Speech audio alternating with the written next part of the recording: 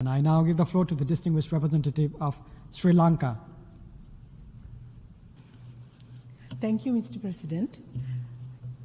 Excellencies, distinguished delegates, we gather here today for the high-level meeting on midterm review of the Sendai Framework under the theme Working Together to Reduce Risk for a Resilient Future. With the rise of climate change risks towards humanity, it is timely that we work together to reduce risk for a resilient future, which is essential for addressing complex challenges, sharing responsibility, leveraging diverse perspectives, optimizing resources, achieving synergistic outcomes, and promoting global solidarity. It was the great Mahatma who said that strength does not come from physical capacity. It comes from an indomitable will. Mr. President, forced displacement calls for our attention as we investigate the factors leading to displacement, such as hurricanes, earthquakes, armed conflicts, and environmental degradation. We must strive to appreciate the experiences and needs of internally displaced persons and refugees, ensuring their protection, shelter, and support. Evacuation and relocation are critical aspects of our efforts. It is this reason why we must work towards humanitarian responses and evaluate the policies, frameworks, and humanitarian and interventions aimed at addressing the needs of mobile populations in disaster contexts, assessing the effectiveness of humanitarian assistance, protection mechanisms, and stakeholder coordination in responding to the challenges posed by human mobility. Mr. President, charting livable pathways for humans and nature requires a comprehensive approach that balances the needs and fosters sustainable coexistence. Key enablers and areas of progress and success include integrated land use planning, conservation efforts, sustainable infrastructure development, and the promotion of ecosystem-based approaches. Good practices such as green urban planning, protected area management, and sustainable agriculture showcase the positive outcomes of harmonizing human activities with nature. Collaboration between governments, civil society, academia, and private sector entities is crucial for sharing knowledge, expertise, and resources. I observed that panel discussions include risk governance fit for the 21st century, that emphasizes a shift in approach from active disaster management to proactive risk management. This paradigm acknowledges the risks are ever present and complex, requiring comprehensive strategies to identify, assess, and mitigate them effectively. Risk governance and 21st century can focus on a holistic and participatory approach that engages all stakeholders, including governments, communities, private sector entities, and civil society organizations.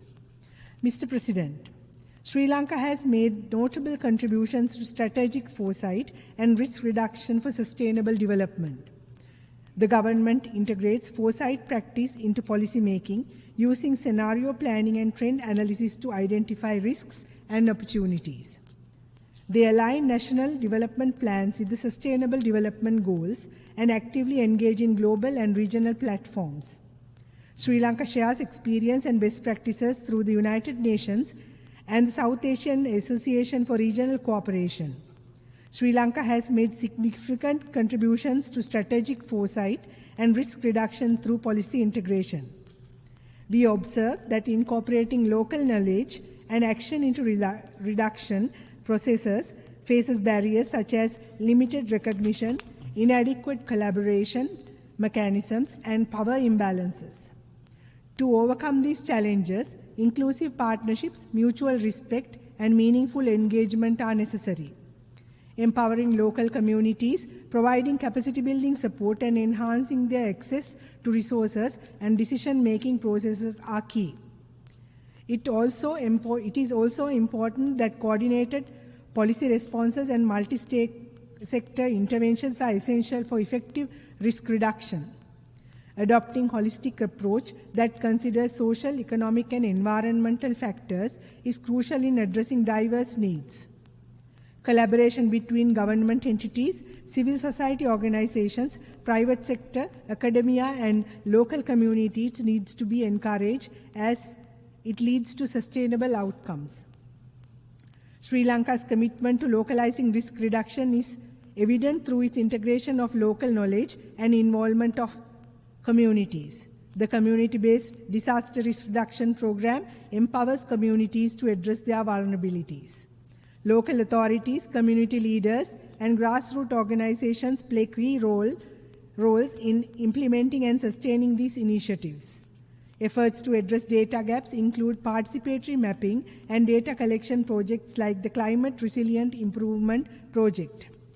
Mr. President, Sri Lanka prioritizes local empowerment, partnerships, and multi-stakeholder collaborations for risk reduction.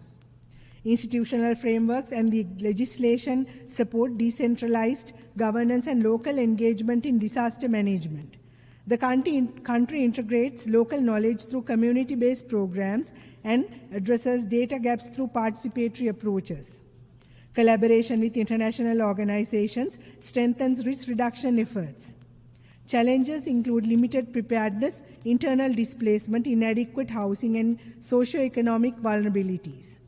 Efforts focus on improving preparedness, early warning systems, resettlement, and social protection. I will wind up by recalling the words of Michael Hawking of the American Red Cross, who said that each of us as human beings has a responsibility to reach out to help our brothers and sisters affected by disasters. One day, it may be us or our loved ones needing someone to reach out to help. Let's pledge to respond to this call as on one of urgency. Thank you.